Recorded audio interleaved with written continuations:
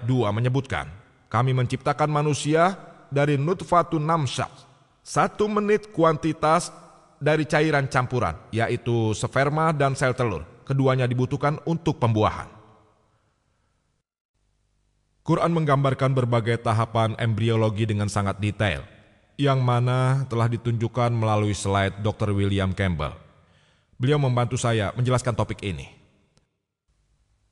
Ini dijelaskan surat Mukminun 23 ayat 12-14. Yang artinya, kami telah menciptakan manusia dari nutfah, 1 menit kuantitas cairan, dan meletakkannya dalam karakimakin, sebuah tempat yang aman. Lalu, kami mengubahnya menjadi alaqah, lintas seperti substansi, sesuatu yang lengket, gumpalan darah beku. Lalu mengubah alaqah itu menjadi mudghah, kunyahan seperti gumpalan.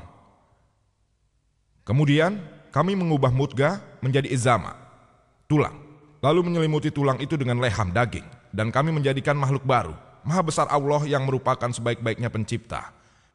3 ayat Quran ini menjelaskan berbagai tahapan embriologi dengan sangat detail. Pertama, nutfah ditempatkan di tempat yang aman dan diubah menjadi alaqah.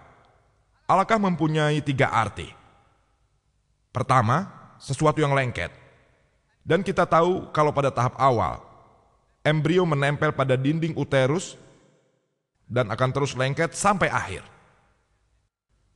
Kedua, yaitu lintah, seperti substansi. Seperti yang tadi saya sampaikan, embrio mulanya memang mirip lintah. Selain mirip, embrio juga berperilaku seperti lintah. Ia mendapat suplai darahnya dari ibunya, seperti halnya makhluk penghisap darah.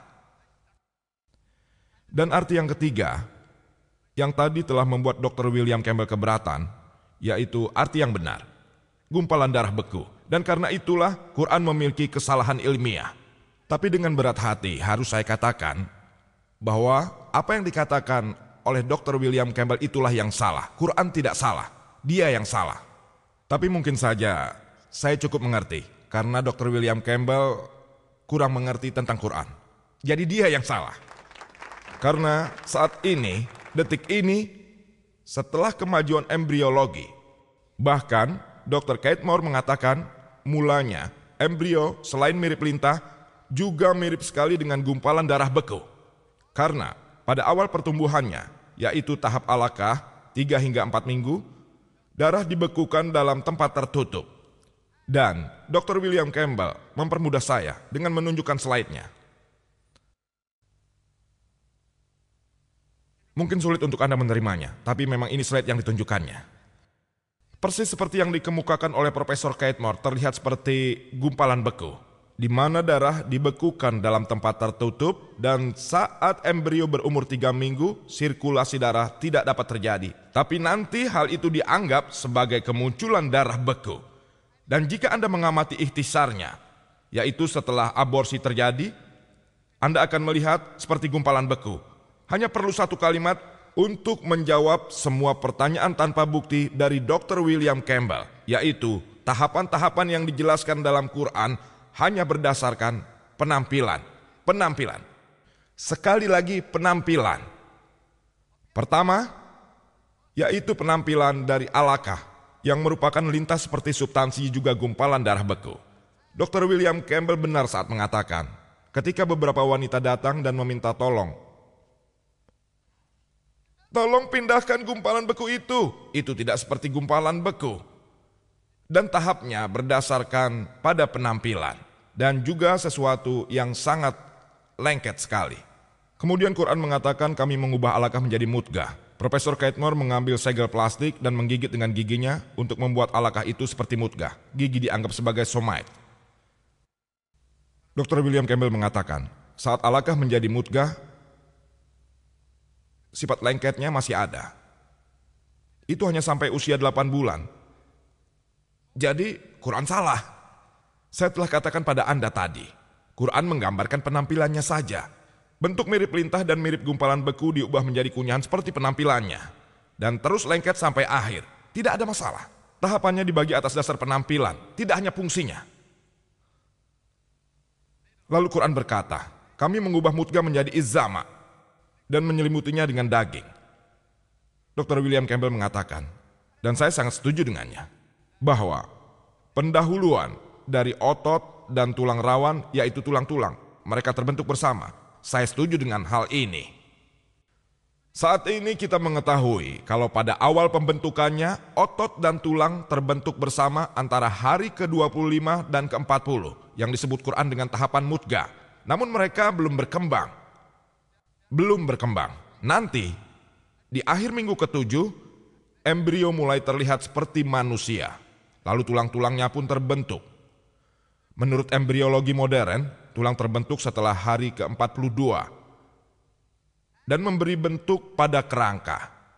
Bahkan pada tahap ini saat tulang terbentuk, otot belum terbentuk.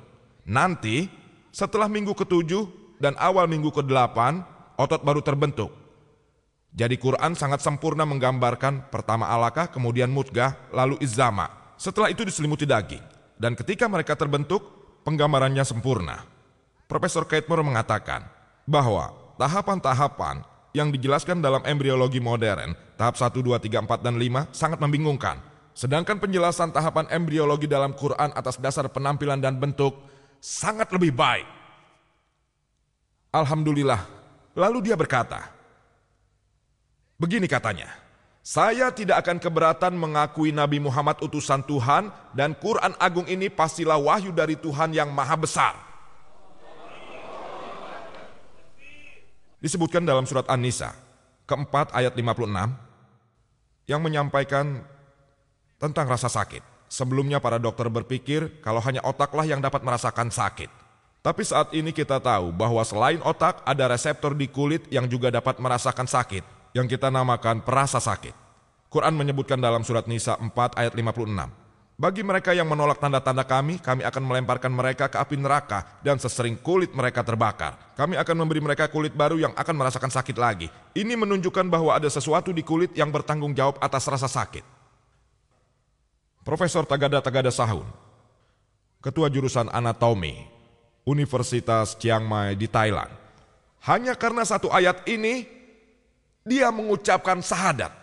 Di konferensi kesehatan ke-8 di Riyadh, dia berkata, La ilaha illallah Muhammadur Rasulullah. Tak ada Tuhan selain Allah dan Nabi Muhammad SAW utusan Allah. Saya tadi mengawali pembicaraan saya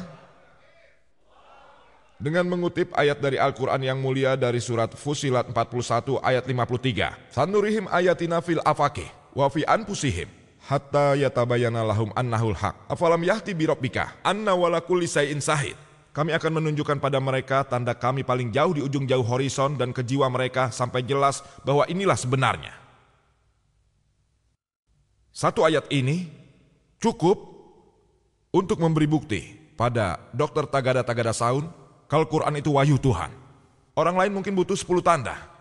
Mungkin 100 atau bahkan 1000 tanda diberikan tapi mereka tidak mau mengakui kebenaran Quran. Quran menyebutkan orang itu dalam surat Al-Baqarah 2 ayat 18. Summum bukmun umyun pahum layar jiun. Orang tuli bisu buta, mereka tidak akan kembali ke jalan yang benar. Injil juga kemukakan hal yang sama dalam ajaran Matius 13 ayat 13. Bermata tapi tidak melihat, bertelinga tapi tidak mendengar, juga tidak memahami. Dan mengenai bagian lain dari embriologi, saya akan menanggapinya insya Allah, jika waktu memungkinkan. Saya harus adil juga pada bagian yang lain, mengenai Injil dari sudut pandang ilmu pengetahuan. Pertama-tama saya ingin mengatakan bahwa Quran surat Ar-Ra'd 13 ayat 38. Kami telah menurunkan beberapa wahyu. Hanya 4 yang disebutkan. Taurat, Zabur, Injil, dan Quran. Taurat adalah wahyu yang diturunkan pada Nabi Musa alaihissalam. Zabur adalah wahyu yang diturunkan pada Daud alaihissalam. Injil adalah wahyu yang diturunkan pada Isa alaihissalam. Dan Quran adalah wahyu yang terakhir pada utusan terakhir yaitu Nabi Muhammad SAW. Biar saya perjelas lagi mengenai satu hal, bahwa Injil ini yang dipercayai orang-orang Kristen sebagai firman Tuhan bukanlah Injil yang dipercaya oleh kaum muslim bahkan oleh nabi-nabi sebelumnya. Injil Kristen ini mungkin saja mengandung firman-firman Tuhan, tapi juga mengandung perkataan nabi-nabi dan juga perkataan ahli sejarah. Semuanya serba tidak jelas dan semraut dan sama sekali tidak ilmiah.